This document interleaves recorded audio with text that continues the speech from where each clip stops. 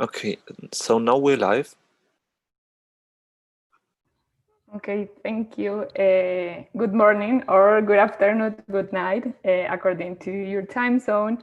I'm Laura Veronica Muñoz. I'm from Fridays for Future Colombia, and I'm going to be the moderator today of our webinar about how we win the fight for 1.5. We have four marvelous guests. We have today an interdisciplinary panel. First, we're going to talk with Leah Stokes, a Canadian political scientist and expert on environmental policy. Then we're going to have João Gini, a Brazilian climate activist. Then we're going to have Brianna from Pacific Climate Warriors. And at the end of the meeting, we're going to talk with Slobodan and Jelena from Canvas, which is the Center for Applied Nonviolent Action and Strategies. So I'm going to give the floor to Leah to start talking about the importance about to fight to stick to the 1.5 rise. Today, that's our reason of our of Fridays for Future striking today. So hi, Leah.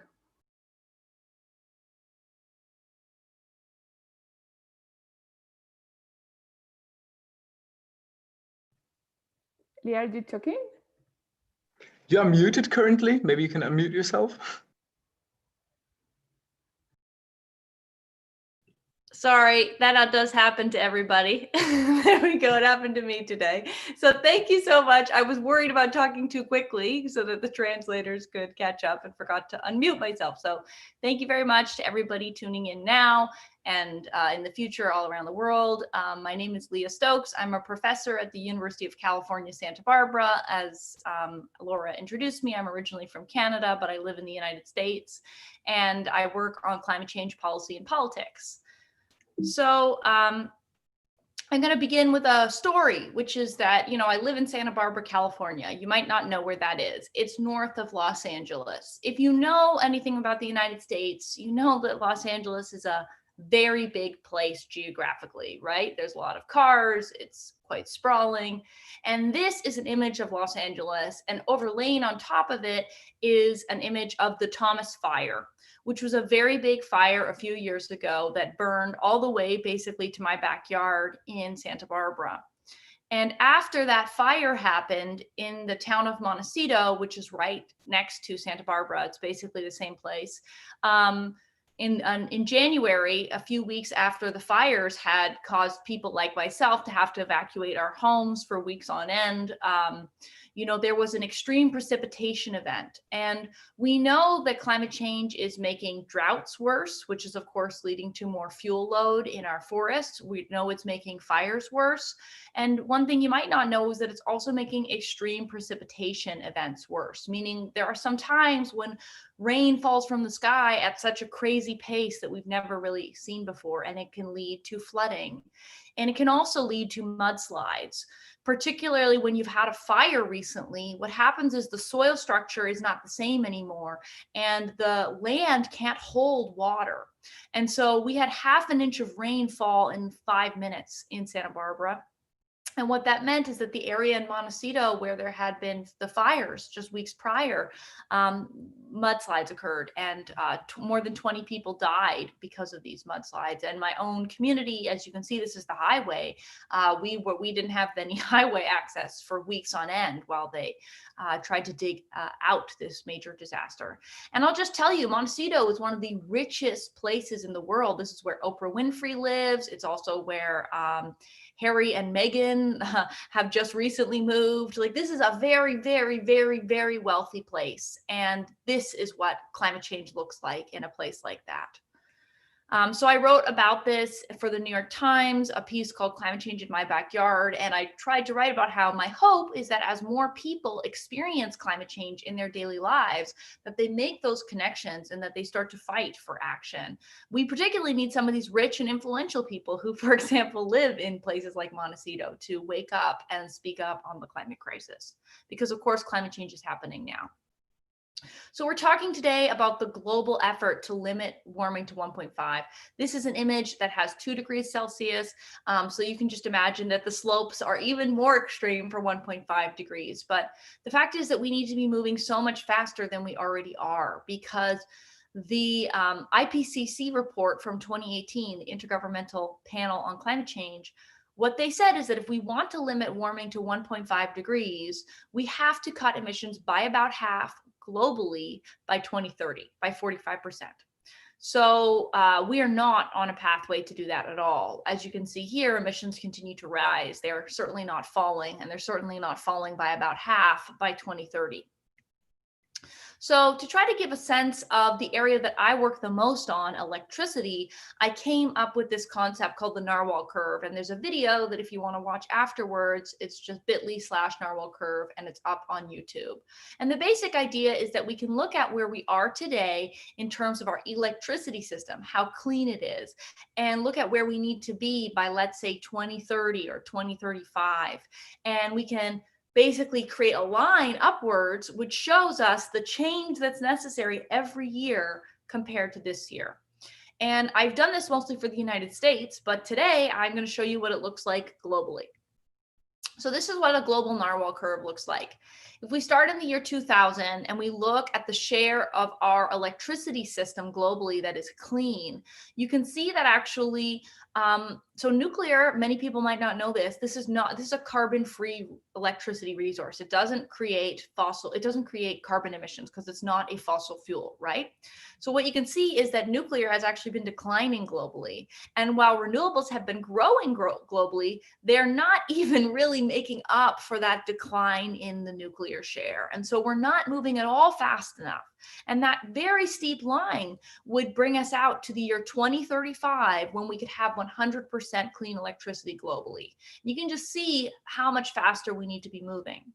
Now, keep in mind that it's not really 100% clean electricity that we need, because for many countries around the world, they don't have enough electricity yet. And even for developed countries, what we have to do to clean up our transportation system, our buildings, and parts of heavy industry is to electrify them, right? We have to power those systems rather than using oil or fossil gas. We have to power them based on clean electricity. And so if we instead say that we need 200% clean electricity by the year 2035, you see how much steeper that slope gets and how really little progress we are making on this globally.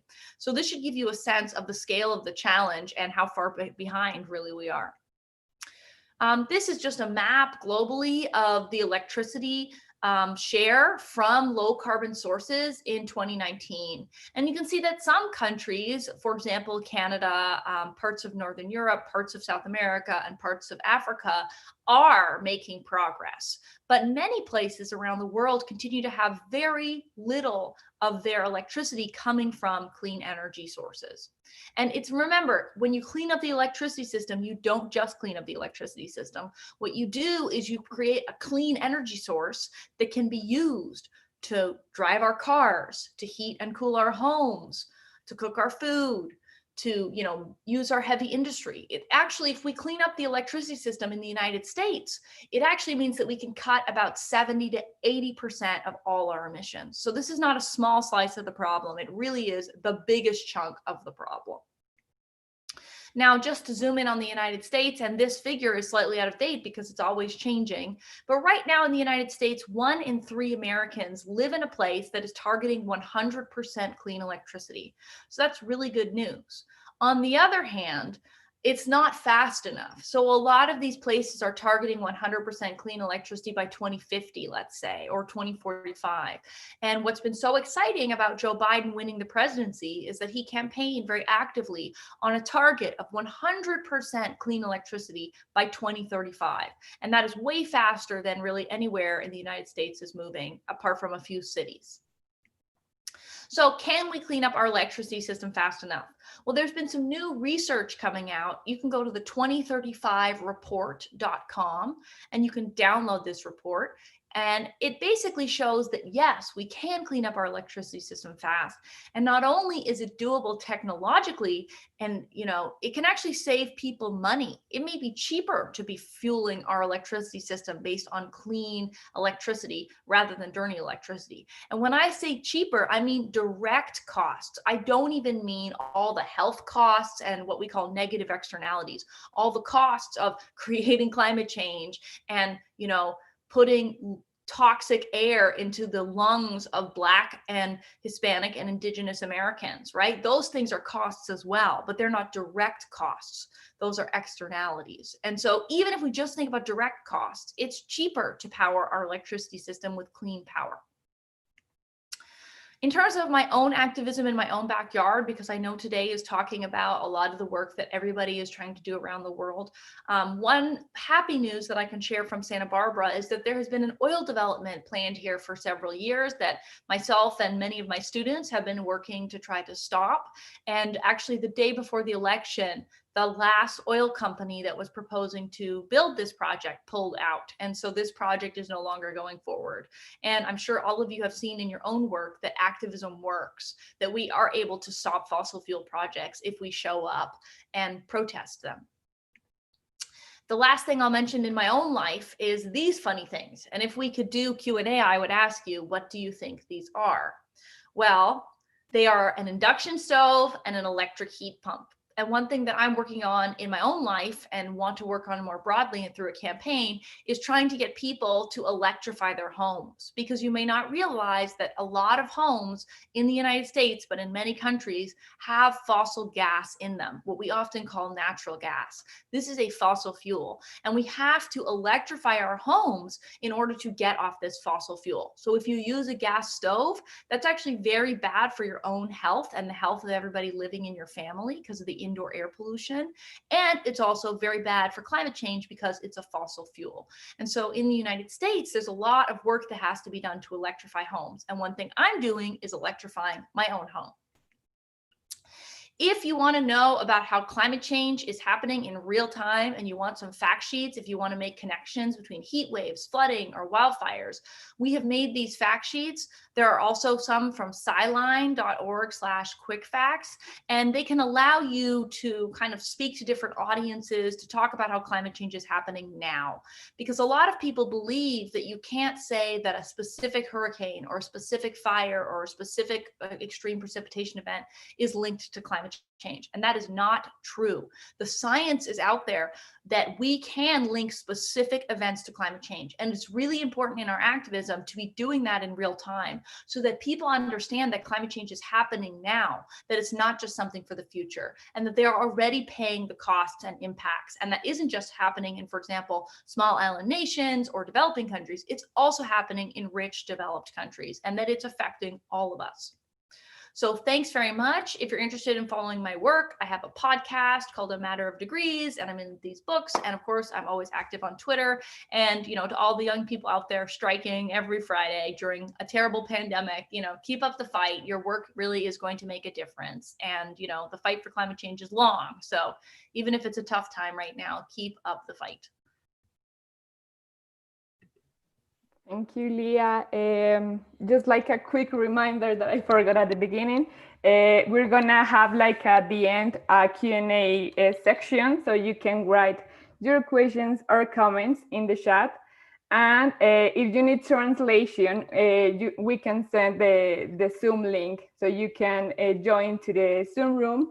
We have translation for French, Spanish, Portuguese, and German. And thank you so much, Leah. It's really true. Like we need to move faster. There are already ways to move to do it, and the thing is that we can do it. And I read some of your work, and you're right. Like not only MAPA countries are living the consequences of climate change, but also California with the fires. So now we are gonna talk with Joao Ducini. He's a climate and environmental activist who fights for climate justice. He's a weekly striker in Sao Paulo and has a page on Instagram called 7 Hour World. where he tries to spread awareness about the climate crisis. He's also one of the creators of the South Amazonia campaign, We Think Fridays for Future. Thank you, Joao, and go. Oh, hi, my name is João. I'm from Brazil. And yeah, I'm gonna talk about how we can fight and why we have to fight for the 1.5. So first of all, thank you all for watching. And based on science, according to the latest IPCC report, in order to keep the global average temperature below 1.5 Celsius, we had 420 gigatons of CO2 left to emit in January 1st, 2018. Now, it's below 300 gigatons right now. So 2 years later, we have used like a quarter of our budget, and this was supposed to last until the end of the century. So yeah, to reduce our emissions and keep the temperature below 1.5 and follow the Paris Agreement, we must cut our greenhouse gas emissions, especially carbon dioxide, because of the greenhouse gas effect. I mean, according to a report by the UN Environment Programme, emissions would have to fall by around 7.6% each year between 2020 and 2030 if we wanted to get a chance to be on the line with the Paris Agreement. But no country is doing enough right now. I mean, if we want to change these things, we can't rely on our current system. You know, we can't solve the climate crisis saying that capitalism will help us solve it. Many people say that we will have the solution, we will have the technology, but right now we don't, and we don't have time anymore. If we lived in the 50s, for example, it would be amazing, like transition from fossil fuels and do everything that's proposed. But right now, we can't keep going like this. We must phase out fossil fuels. We must change the income distribution system in order to promote equity and allow people to live with dignity and live sustainably. We have to stop overproduction and overconsumption, encouraging monoculture, and stop promoting local farmers and merchants, for example. Also, I mean, when I say we, I mean governments, politicians, and big companies. Of course, individual change is important, but they are the ones who have to act because we are doing our part. We are trying to spread awareness. We are changing our daily lives, but it's no longer enough either. So governments and people in power have to abandon old and outdated deals and treaties, you know, if they want to, if they really want to stay in line with the Paris Agreement. In Brazil, for example, where Bolsonaro is the president, everything is going really bad. I mean, most countries are doing bad because they simply don't do enough. But in Brazil is one of the few countries where emissions are still like the government's proposing an increase of emissions. For example, the NDC presented by the government this week is 38% below what's needed, according to the scientists, when it comes to emission reduction. The Brazilian NDC proposes a reduction of 43% on our emissions, and the Climate Observatory in Brazil proposes a reduction of 81%. And well, Bolsonaro and Salles, who is the environment minister, say it's all good, that say Brazil is one of the most sustainable countries on the planet, and they just keep lying and pretending everything's okay. So that's why we have to act. We have to raise awareness and make people understand that we must pressure governments and people in power to change, because they are not going to do it by themselves. We have to show them how mad we are and how this is going to affect everyone. This is not going to affect those people in power at first. This is going to affect like people in MAPA, the most affected people in areas, for example, in Brazil, in the Philippines, in Pakistan, and is already affecting many other places. For example, like Leah said, even in California, New York, France, Italy. It's a global problem, you know. There's this famous quote that says, think globally and act locally. And I think it represents everything very well, because it shows how the climate crisis is affecting the whole planet, you know. How important it is to raise awareness in our communities, cities, or countries. This is by acting locally and thinking globally, because we share the same planet, and we have to take care of the same planet, the same nature, and the same ecosystems. If one ecosystem is destroyed, it will affect others. For example, even with biomes, for example, the Amazon rainforest, it is very important to stabilize global temperature and water cycle and biodiversity and many other things. If the Amazon is destroyed and becomes a savanna, I mean, there are some studies showing that the Amazon may turn into a savanna if deforestation keeps rising. We will have global consequences. But we have to take care of the Amazon, but not only the Amazon, you know. It's very important, but we have to take care of every forest, every ecosystem, and every part of nature in our planet. So yeah, this is why I like this quote.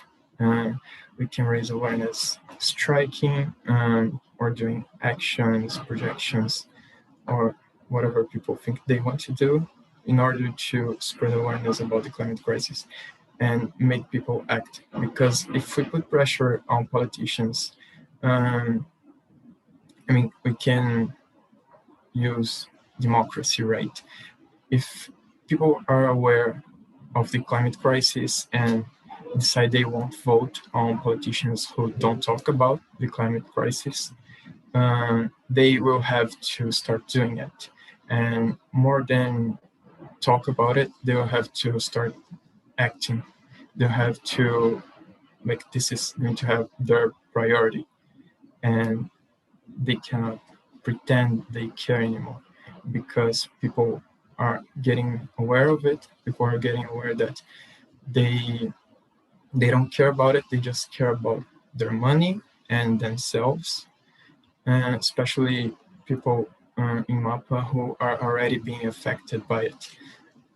For example, many people are currently suffering every day because of heat waves, hurricanes, floods, droughts, diseases, and these governments just don't care. It's something that we could address, we could prevent from happening if people if people thought about the others.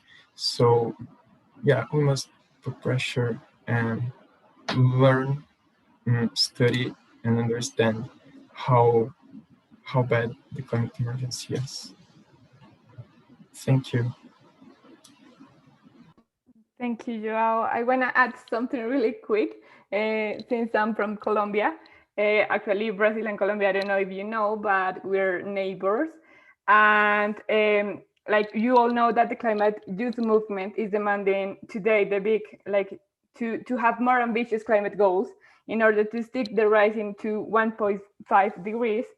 But also like in this dynamic of local, like think global and act local, countries like Colombia, Argentina, Philippines, we're not only demanding to have like more ambitious goals, but also we're demanding to our governments to create and implement adaptation strategies to face the climate impacts, which are getting worse and worse, as Joao Dicini just said.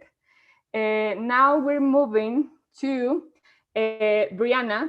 She's from the Pacific Climate Warriors, a grassroots movement for climate justice, active in 15 of the Pacific Island nations. They empower young people to understand the issue of climate change and to take action to protect and enrich their islands, cultures, and oceans. So hi, Brianna, and I give you the floor. Hi. Thank you. Thank you, Laura. Thank you for introducing who we are as a collective, so I don't have to do it. So thank you. So as was said before, we're a group of Pacific Island people from various places in the Pacific Ocean who are passionate about fighting for our islands. And our motto is, we are not drowning, we are fighting, because we believe in a world where our most vulnerable people can actually be the people that have solutions, that have the fight in them to be able to speak up and put pressure on our leaders to do what they need to do to make sure that we can keep a world below 1.5. I come from islands that depend on keeping our temperatures below 1.5 because of how small and remote we are and how connected we are to the ocean, but now how much we fear the ocean because of sea level rise and because of climate change. I think it's been a big year of reflection for a lot of Pacific Islanders who were counting on the Paris Agreement. And as we mark 5 years of the Paris Agreement, I wanted to mention and bring into this space the fact that the win that many people had in Paris was not a win made by governments. It was not only a win that world leaders could celebrate, it was actually a win made by people. The Paris Agreement wouldn't have been possible without youth activists, without the young people who tirelessly showed up to those conferences with their hearts on their banners and demanding for change. It wouldn't have been possible without the overworked and tired negotiators who have been showing up to these agreements ever since 1992 at the First Earth Summit.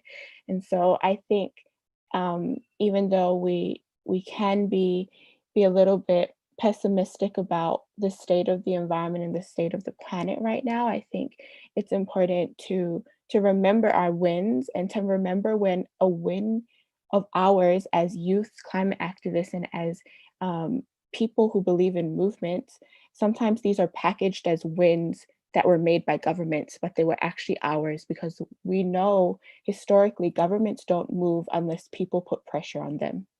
And so I wanted to bring that into this space. So why is 1.5 so important to us in the Pacific? Well, it really is a matter of survival or not.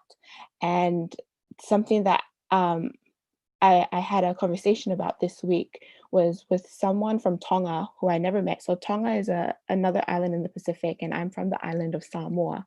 So we're neighboring islands, but completely different places. And we were talking about how often we've had to experience cyclones. And I've experienced quite a few in the past 5 years of my life because, as we know, these weather events are increasing in frequency. And something we were talking about was the frequency of the times we have to clean up after the cyclones. And it was a shared experience we both had about how after a cyclone comes the cleanup. And so we were talking about how when everything floods, because we've both experienced the flood before, and how the water leaves and then we're left with mud.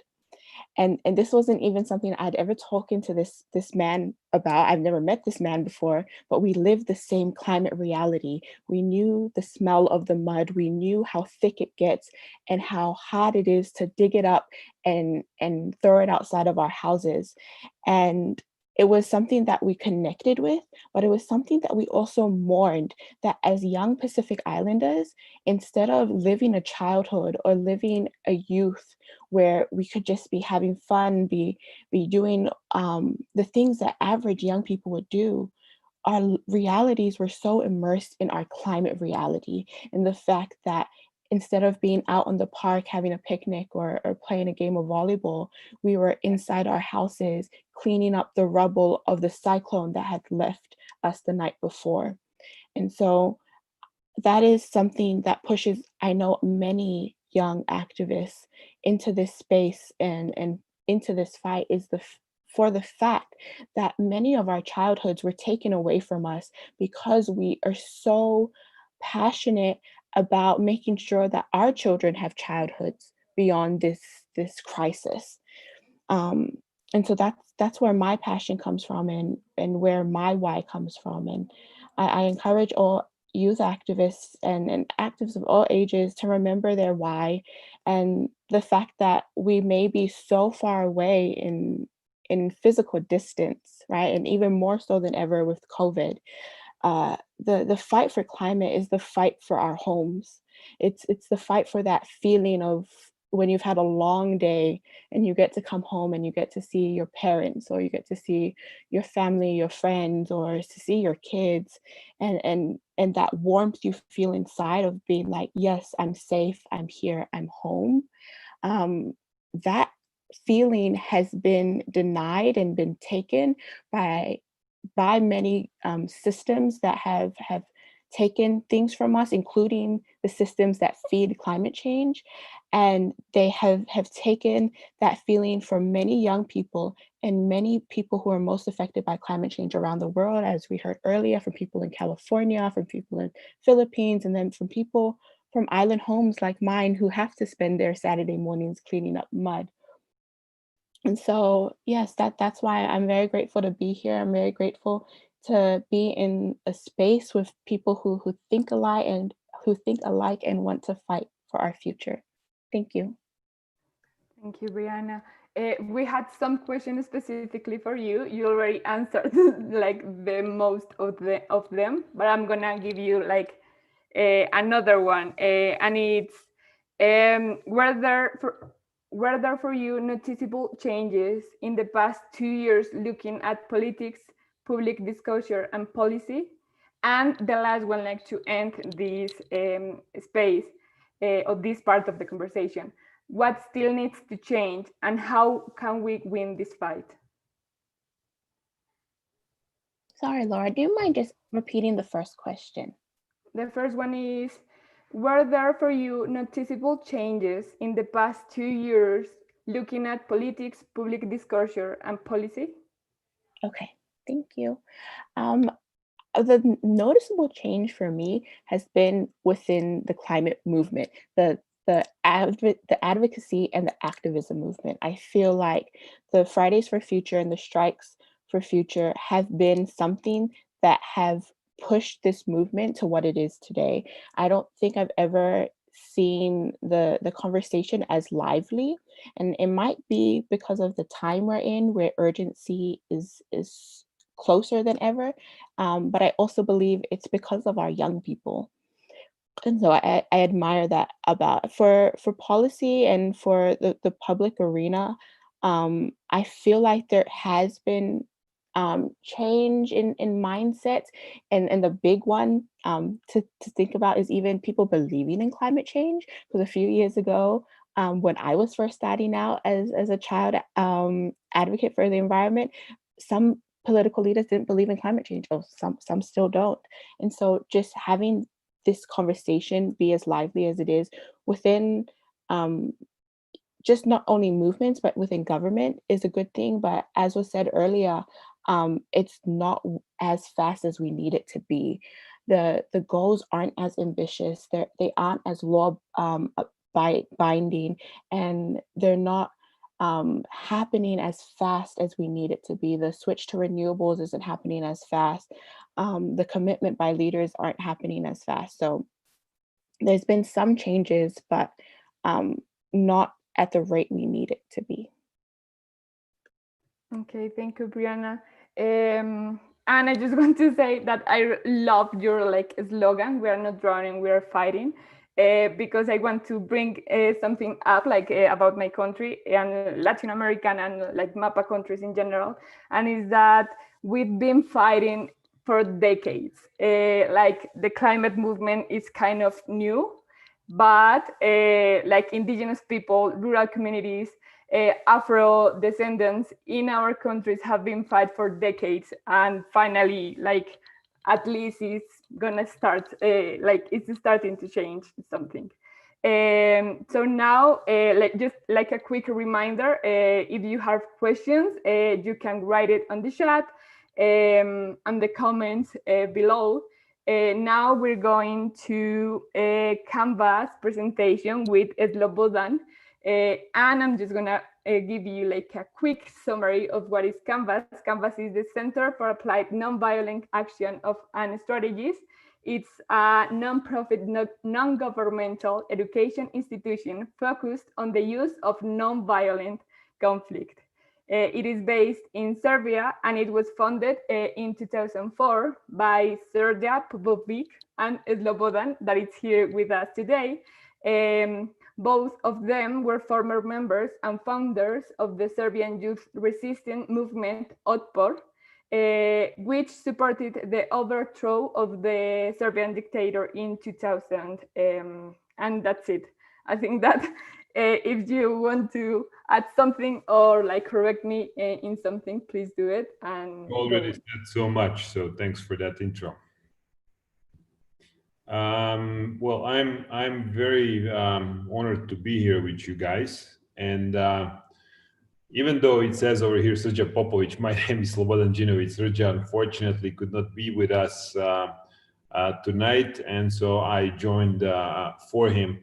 So I was just listening these presentations, and I have to say that living in Belgrade, it finds us to be in a very, very interesting environment, because we've been fighting dictatorships all across our region for a long time. As you know, Yugoslavia was former communist country, but actually what's happening recently with the democratization and the changes is that we are seeing increasing influence of the climate change in our region as well. So I just want to tell you that based on these ranking lists, just as curiosity, on the air pollution, you go to any website, and you're going to find Belgrade being among top 10 cities, which is kind of amazing. We've never actually faced that before, and that's a lot through the climate changes and actually the usage of the fossil fuels for the home heating. And you know, we live in the area, and in geography we have the biggest river, European river, Danube. And Danube was actually because of the difference between the air temperature and the water temperature creating this wind that we called košava. And that kind of wind was actually cleaning and infuming all the bad air from Belgrade for decades. And now, as with the climate changes, the level of Danube is going down, and we are seeing less and less wind. So once we are actually in winter times without the wind, we are suffering a lot from the air pollution, and that's actually getting to the levels where people are not advised to leave their homes, which is terrible. So I fully share what you guys spoke about, and I was just visiting the chat room, and I think there is a lot of interesting questions going back and forth. But because it's a long day, I'm going to start and try to drive you through the presentation that we set up over here. So what I'm going to be talking about is the kind of the 10 steps that could be the steps towards a successful movement. As you know, the Canvas is an organization that's think tank. So what we do, we try to utilize efforts of different organizations, and we are working with a lot of social movements, whether it's a climate change, regime change, human rights issues, gay, lesbian rights, and so on. So we are trying to put the strategic component into the struggles that we advise people on how to wage. And nonviolent struggle is asymmetrical conflict. I think that that's important to note. So through the access of our trainings and teachings, because we teach in a lot of different universities as well, academic courses, both Sergio and myself and a couple of our colleagues, it is important to understand that every movement, it's actually made not to gain political power, but actually to bring the value within society. And that's the most important thing. Movements are made for value. So movements are there to institute the value or to solve the harming issue within society, and then to focus or to dissolve, to focus on something else or to dissolve. So the basic ideas behind the movement and any strategic approach towards that. And I want to tell you guys, there are many misconceptions about the structures of the movement, about the movement itself, as well as between the strategists and the leaders of the movement. And it's in my experience, understanding what's a strategy and then strategizing and the leadership are not necessarily the same skill sets which are residing with the same people, with the same person. So you might have within the movement different individuals who are actually more strategic, more into negotiation, more into speaking, talking, being the messengers, more into organizational and logistical skills. So now we're going to be talking mostly about several of actually the 10 most important advices and the steps every organization or the movement should go through in order to get to the levels where it's able to make some impact. So the first thing is always like the Sun Tzu story, I guess, that you guys, those of you who read the Sun Tzu, it's a nation strategy. So it's to understand your battlefield, to understand really what are you all about, and to understand, you know, what is the situation in the field. And the first initial step is like really understanding the spectrum of the allies. We call it the spectrum of the allies, but it is really to understand like who are you residing on, like who are the people, organizations that you can rely on your goal, like who are the individuals and what are the issues that you can actually put in front of these guys, like, you know, what are the topics, what are the least common denominators. I'm going to be talking about that in a few, but like who are the people we can work with, and then what are the people in the middle, and then whom are we against. And it's all about understanding these groups or institutions and to understand how to approach them, because you're not approaching in the same way both of those who are your allies, and you're not going obviously in the same way towards your opponents, but neutrals are here someone whom we are going after. So it's always idea for the movements. You know, movements depend on the numbers. So we measure the strength based on how many people are following them, how many people are participating. So if you want to build a movement, that means you are into recruiting business. If you want to recruit, the first target for recruitment, it's always neutrals, because those people those are supposedly going to be the easiest group to get for a cause. So understanding the spectrum of the allies, it's something that we always advise people in our trainings to understand and to draft and map, because based on this, we are modeling the society or the issue or the conflict. And based on that model, you can pick up the tactics and strategies that you want to engage these groups. Now, these groups often we call the pillars as well, because they're actually influencing the issue that we are attacking, that we are going after. And we need to understand where are they in terms of pro or con, you know, pro our goal or against our goal. And so in that kind of spectrum of understanding, we call it paragraph analysis. We are not having time for that over here, but we are trying to map these pillars.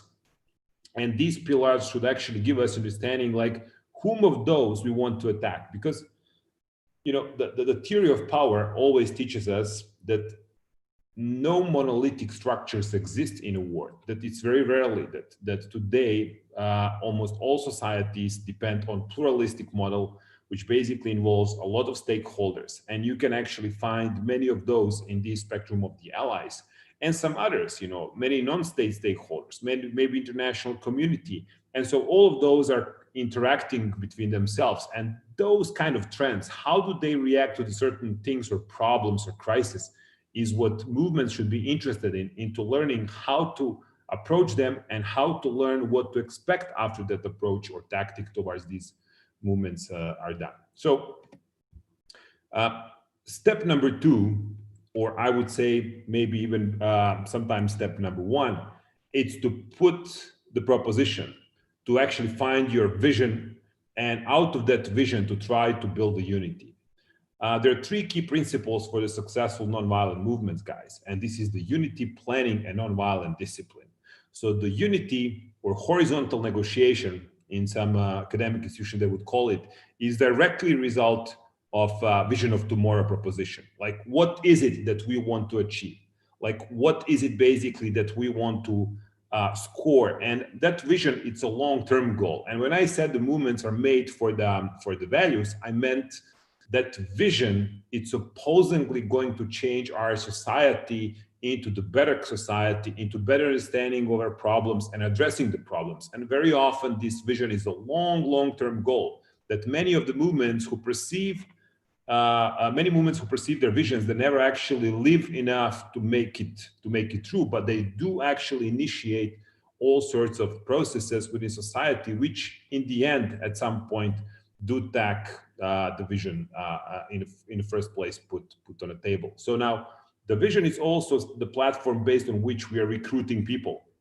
And so those who agree with our vision and those who understand what we want to achieve and those who identify with our vision are automatically candidates for the recruitment and the candidates to join us. Now, something we would also mention is activists or volunteers are driven based on 2 criteria.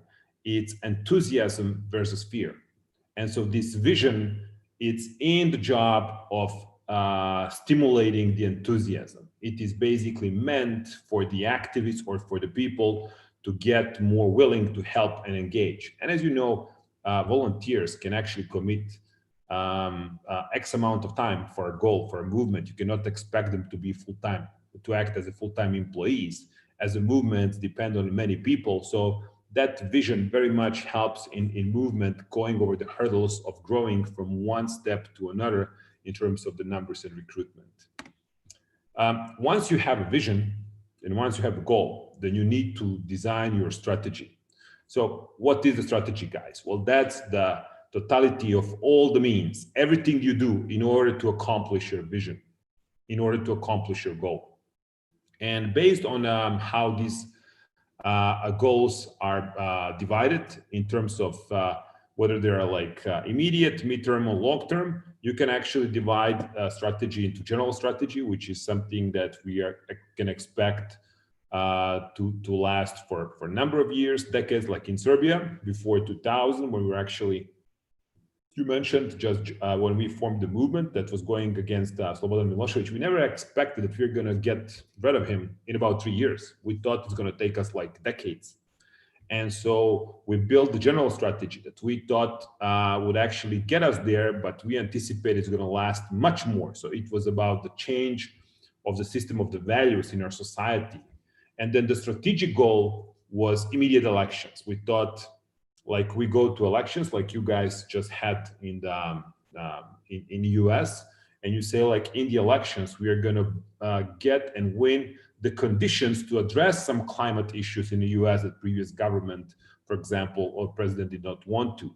So the general strategy is something that's going to last, and strategic goal, it's immediate goal, and then below that you're looking into campaigns, and the campaigns are made of tactics. So the tactic would be like any street event, anything that you do, any kind of action that the movement organization is doing, but it's very, very locally focused. And usually those tactics are made to address particular issue, to proclaim the victory and to move on. So for the organization to become victorious, to be in a position of growing and recruitment, it is important to learn on how to build the campaigns and how to make it out of the tactics. After each one of those, you can proclaim the victory. So if you do that, that will be very positive for your activists. That will enable you to recruit people. And learning how to do the campaigns, it's one of the key momentums for every movement. You know, in terms of environmental organizations, in terms of the climate change organizations, you know, you can see many of those, but each movement is basically in a job of understanding that once you build this, it is about whom you target. Like specific tactic is about whom are you targeting? Like, what is the organization that you specifically are going against? And what do you want to achieve by doing that? You know, many times we worked with organizations which are just in a field because. And when you talk to different activists, you can find different motives and reasons why people are active. Sometimes they're saying like, it's our job, or we just want to solve this issue. Well, Canvas is mostly working with people who are trying to fix particular issues and are trying to reach particular goal. And I think by focusing and by keeping it very narrow, so going one pillar after another one, you are able to achieve much more in a shorter period of time. What happens by successful targeting is as well that you're learning about behavior of your pillar. And if you study that, every strategist of every movement can learn what to expect from different tactics once engaging certain pillars. So, for example, like for a long time, we've been dealing with Iranian activists. We never knew how to, how to send the message across Iran, because to meet people was very difficult. You cannot meet in the streets. More than 5 was considered being protest, and that was forbidden. So we understood that whenever Iranian football team was winning, the national team, once they were winning the games, everybody used to celebrate for 3 or 4 days. And we understood that we would have window opportunity every time they would win. And imagine, guys, you have like these qualifying matches for the World Cup every 4 years. So we kind of understood that those are the windows of opportunities. And we would design specific tactics with our Iranian friends just for these particular events. Like, I don't know, women not being able to join and to watch the football games in stadiums, driving rights for the women, and so on and so on. So a lot of bread and butter issues, but a lot of local issues. And a lot of those things well identified can actually drive you to the well selected tactics. And this is the most important to get successful at. Now, I would say that recruiting the numbers, recruiting the members of the movement, it's the #1 goal of the movement. So if you can recruit, if you can grow, that means that you can successfully develop your organization. So by doing that, you can get into this famous recruit, train, act triangle. And why people belong to some movements? Well, they do that because if they feel useful, if they feel that movement is alive, that it's operational, that it does something with its activities, because environments are changing, guys. And so many times you enter a certain issue or a certain problem, you cannot expect it that circumstances are going to last for so long. So you can expect your environment to change and you need to adopt. So that's why recruiting, training, and letting people to act, it's probably the best way how to make this engine go on forever. Now, in also our curriculum, we kind of, for better understanding reasons, kind of compare the movements with sharks. Sharks always swim. So if shark doesn't swim, it dies because it stays without oxygen, because it cannot breathe if it doesn't swim. So the point is, movements are like the sharks. They have to be on the move all the time. And many times different movements are very defensive.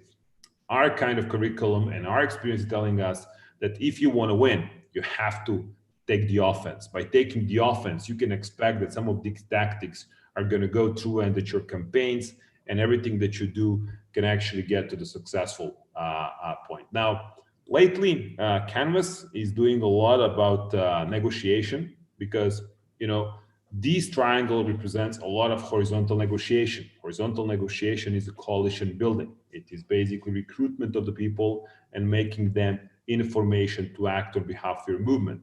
Vertical negotiation, it's a negotiation with opponent.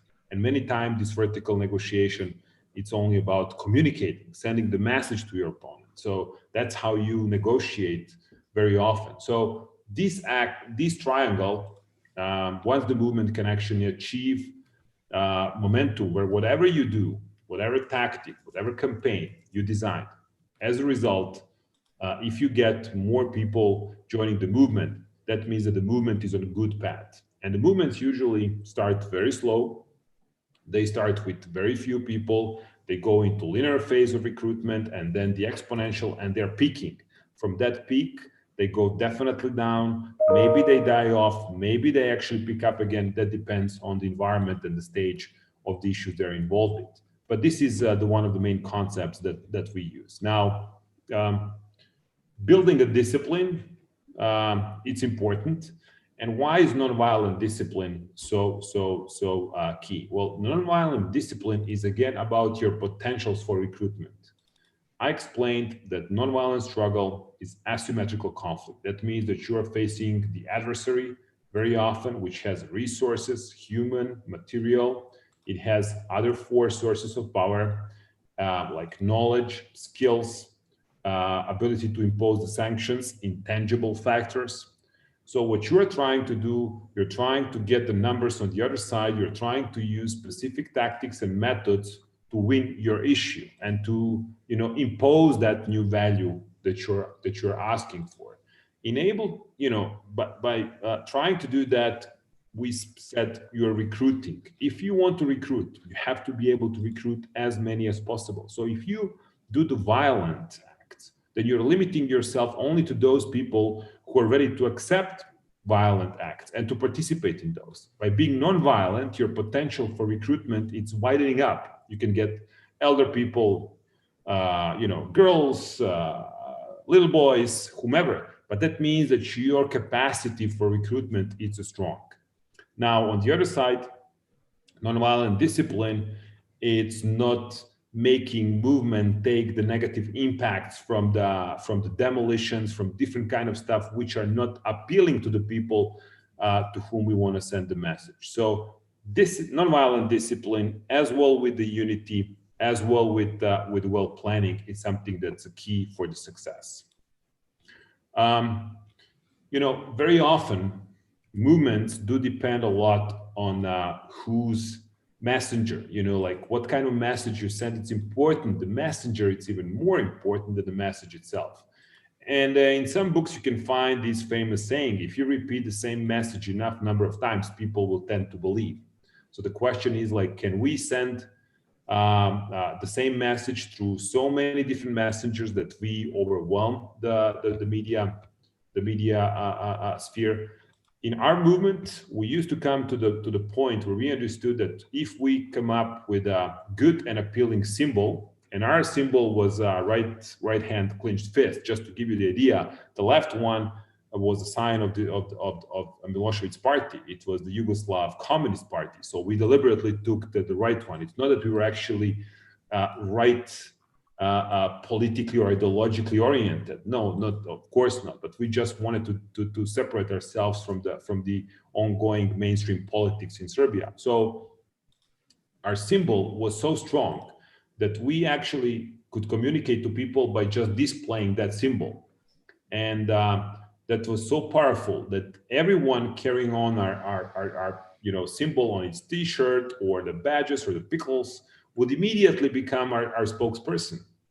And that symbolism, it's very powerful for the movement. So we advise very often that you should build your identity out of your symbol, out of the way how you salute, out of the way how you dress. And very successful movements grow historically. You can find many of those that actually manage to make the whole, not just ideology, but the way of behavior, the way of living, like hippies. Like that was the whole world movement without any specific goal, without any written, manifesto or whatsoever, but everybody knew about, who's a member of hippie movement if you just see hippies in the street. So the point of the movements today is like, how do you build this commonly understood language, how you communicate, how you dress yourself, how you behave yourself, and that will identify and build this movement's unity among these three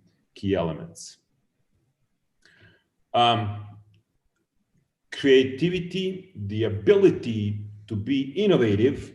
Guys, it's all about innovations. It's about startups. We are, you are actually Y generation. So it's about how you build the new ways of living, operating, addressing issues. So the movements have to be able to build their own creativity engines to spark the innovation. To, Gene Sharp, Professor Gene Sharp, who some people or many people find as grandfather or the institutor of the theory of nonviolent struggle. And then some other academics are saying that this is the biggest contribution to political science in 20th century. But Gene Sharp identified about 198 different methods and tactics. I think that Canvas only, on our website, you have database in the library of about 300 plus. Yelena is here with me, my colleague, and she was working on that a while ago. So we have, these are constantly being improved. And introduction of the humor. So if you can introduce the humor, in the final slide, I'm going to show you and recommend you the book, which is like Pranksters Against Autocrats. Like, if you can get your movement into win-win situation against your opponent, so whatever you do, you win. Whatever your opponent does, you lose. They or he loses. So that's where you want to get your movement in. And humor is very important. And number of movements, number of excellent organizations have actually recently came up with so many different tactics which we never saw before, especially in this age where the social media can play such a significant role. They can actually transfer the message so quickly. You can inform people so quickly and broadly about what you do and what you have done. All across the world, we work with organizations from Russia, Panama, Zimbabwe. Each one of those actually had a great deal of the humor, and trust me, especially the regimes, especially these big conglomerates, they don't know how to deal with that. So the more humor you can introduce in your activities, the better you're going to be off. We in Serbia, for example, here on the left, you can see this is the barrel, and this barrel had the picture. It had a photograph of our late dictator Slobodan Milosevic.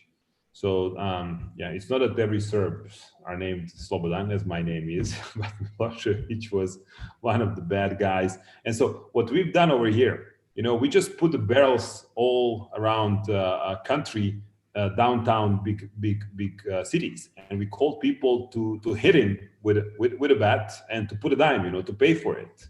So imagine what, we had this barrel being banged all across. When police was arresting us around the country, they could not actually arrest the barrel. And it was funny because it was funny to the people. It was lowering again the fear. It was increasing enthusiasm. We will later said that we collected so much money through this tactic that we finance our poster productions and so on long afterwards.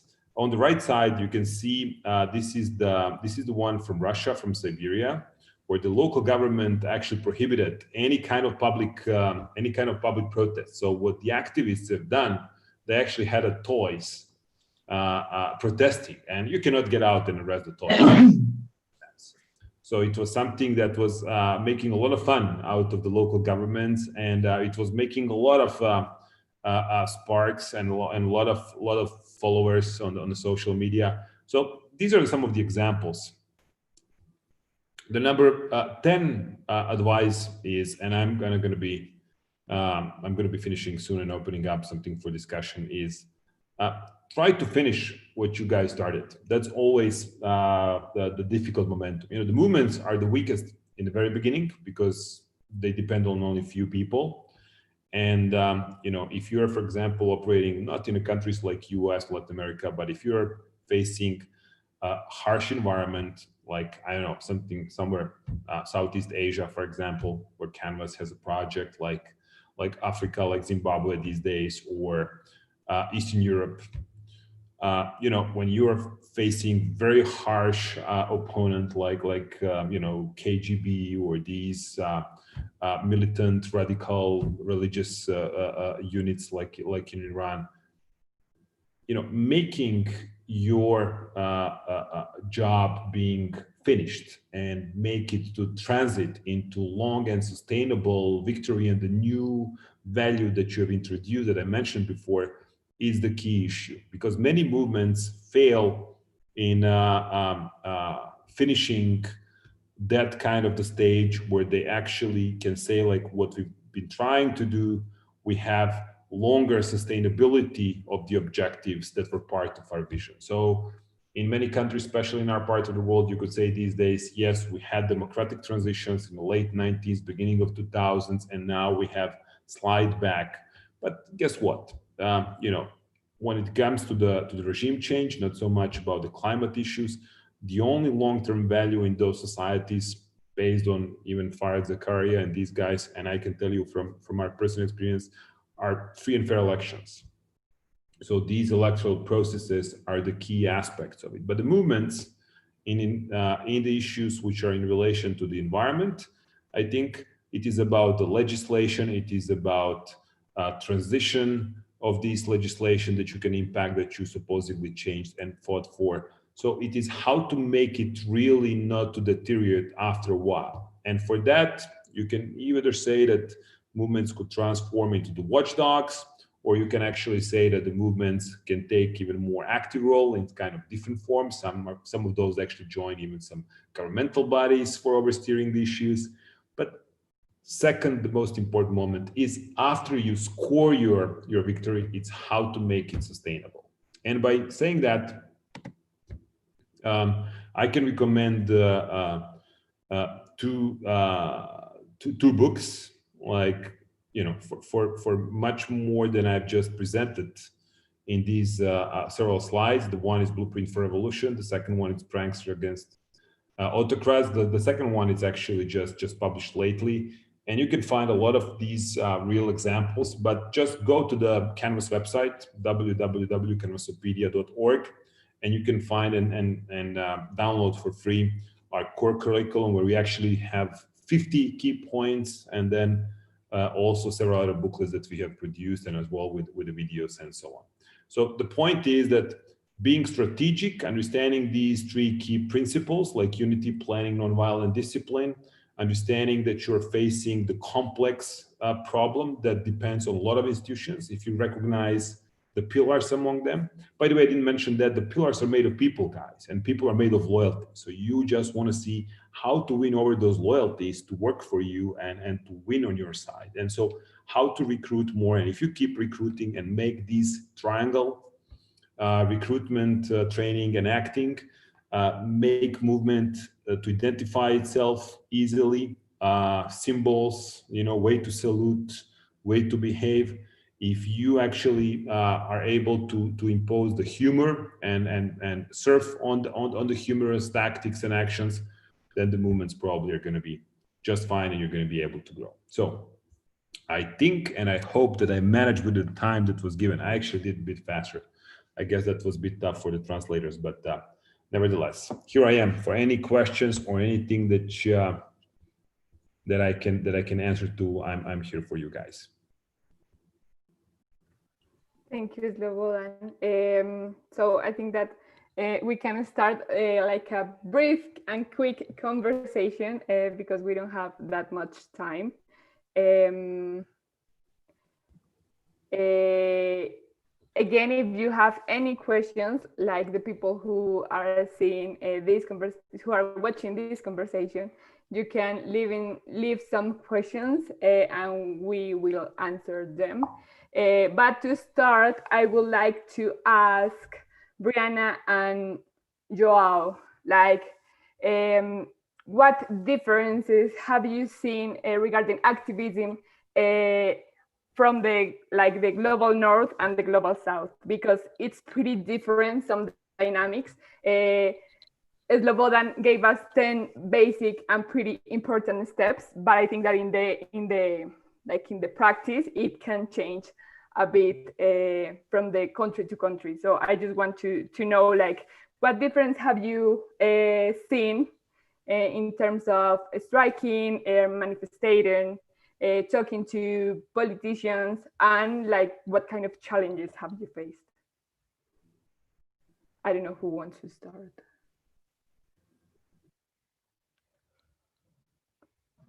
Oh, I can start maybe. I think a huge difference is regarding the security. I mean, there are many places that, yeah, it's not 100% accurate, but usually for example, the countries where environmental activists are killed the most are countries in the global south. So I think this is really important. I mean, countries like Brazil, Guatemala, Venezuela, and so on. But of course, there are. It depends on each country, but I mean, there are countries that don't allow you to strike, for example, you get arrested. And it doesn't necessarily have to do with being on the global north or global south. But yeah, I think this is one of the most important things I can think about now, like activists and safety. Yeah, I think to go off of that as well, I think culture also plays a part in, especially when you're talking about young activists. In indigenous communities or in predominantly communities from the global south, culture plays such a big part in people's everyday lives, and a lot of these cultures have rules and boundaries around when it is deemed appropriate for a youth to speak. And so I think that also changes dynamics for some of the global south youth, is the role that they play within their own culture and how speaking up and activism may endanger their relationship to their culture, depending on how strict the boundaries are around speaking up. I think something else that is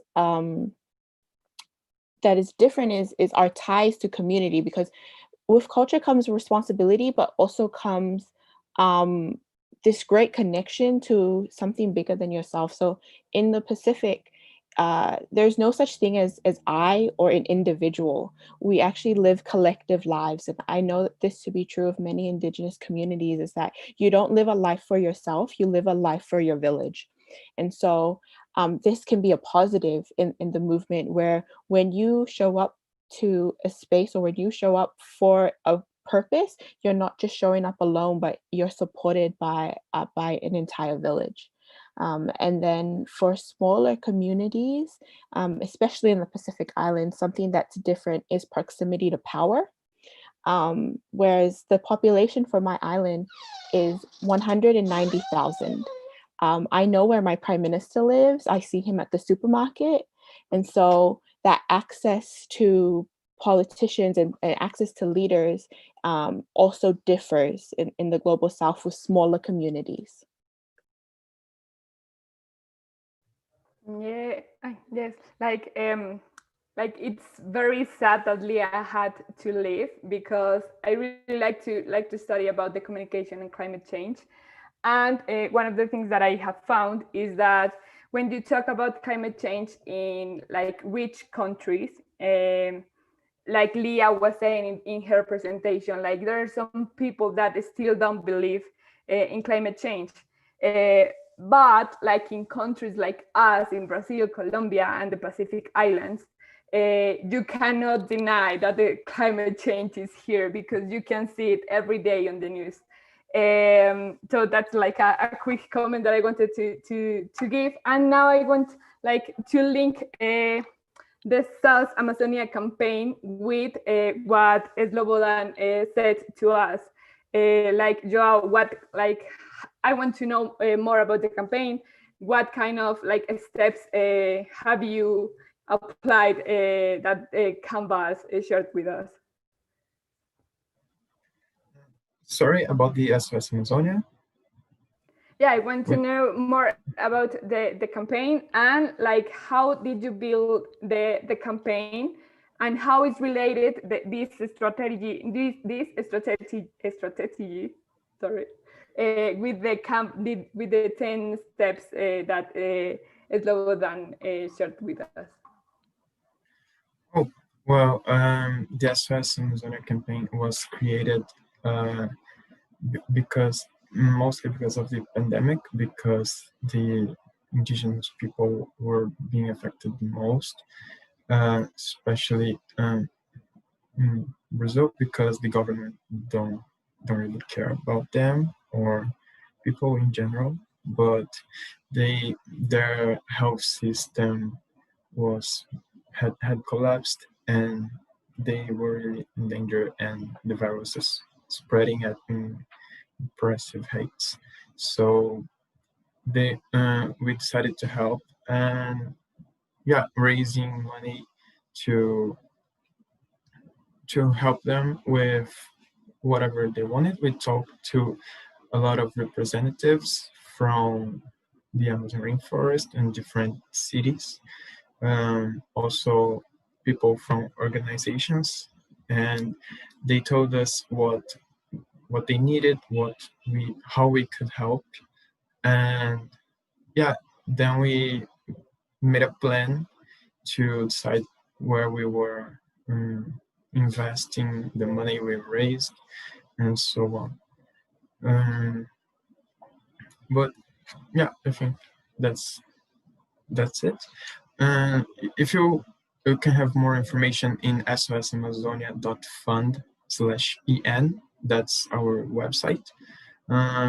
Yeah, you can find everything there. If you, I don't know if you're curious about it or something.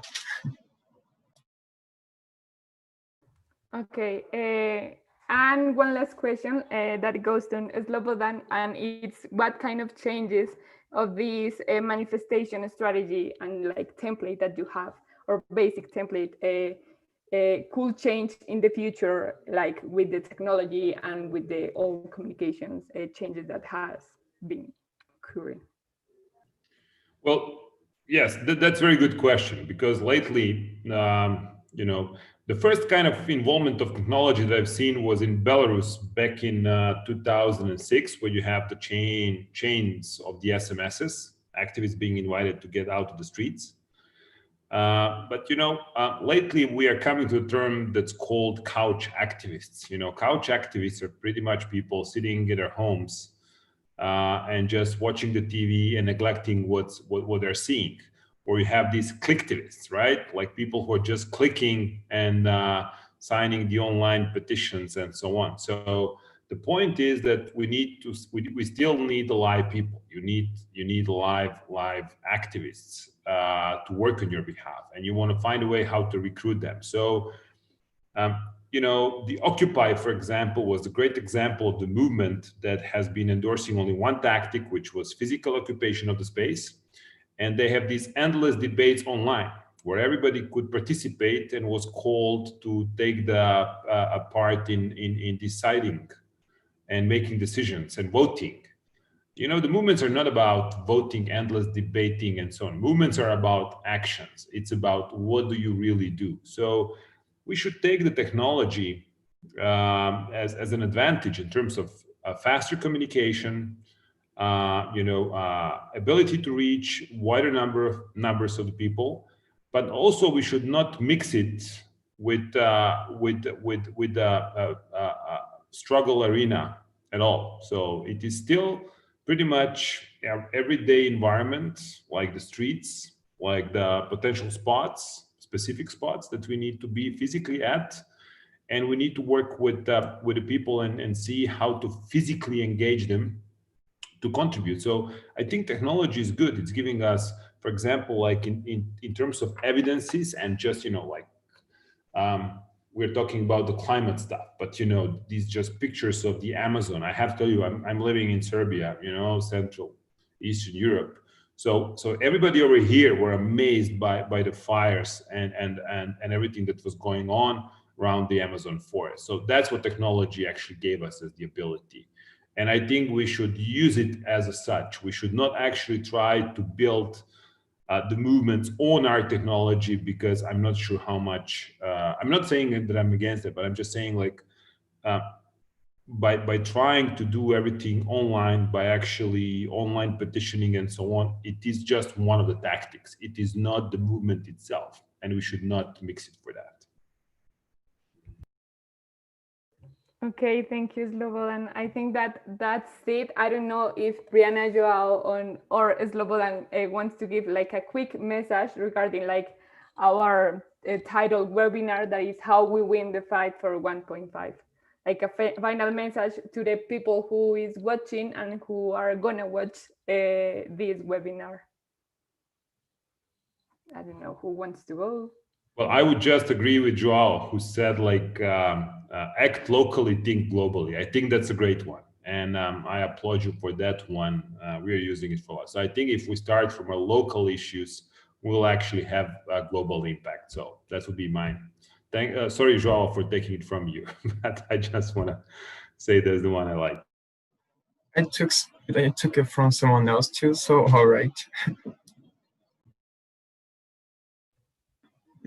Well, I just wanted to say, like, I was talking about it today, by the way, that being a climate or an environmental activist may be really difficult and frustrating, because we don't see real action happening, and the time is getting shorter and shorter, and we don't see politicians or people in power doing anything.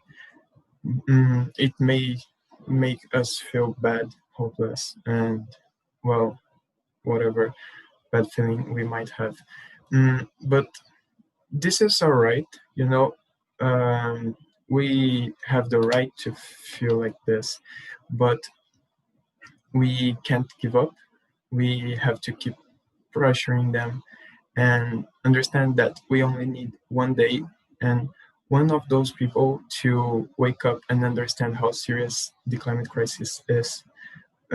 If one important person, like one person in power, understands how bad the climate emergency is and starts acting, this person will probably influence other countries, especially, for example, in Europe, where you have the European Union, so one country can influence the other one, for example, and global leaders will see this being done and might be inspired.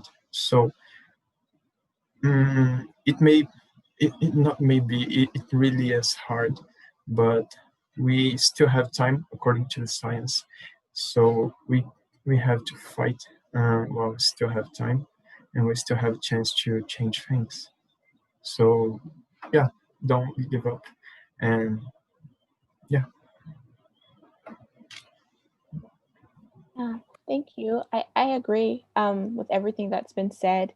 And I think we win the fight together, doing all the things that we're able to do. And not just, like was said earlier, not just one thing, not just signing petitions online, but getting out there, actually moving. You know, that's the thing about movement. It's about moving and being able to physically move with each other, doing the different types of tactics and the different types of things that contribute to our overall vision for climate justice. I think that is how we win. We win through the people on the streets, the people writing petitions, the people in, trying to lobby our politicians. We win through coming together and through using all our different talents to make sure that we're covering all the bases. Thank you. Okay, that's it, I guess, for today. Thank you all so much for your words and for sharing your wisdom and your knowledge. And I agree with all of you, like we need to do it together. We still have a bit of time to achieve to stick for the 1.5. like with the people, as Slobodan said, we're gonna do it. So thank you so much, and that's it. Thank you. Bye-bye. Bye. Thank you very much.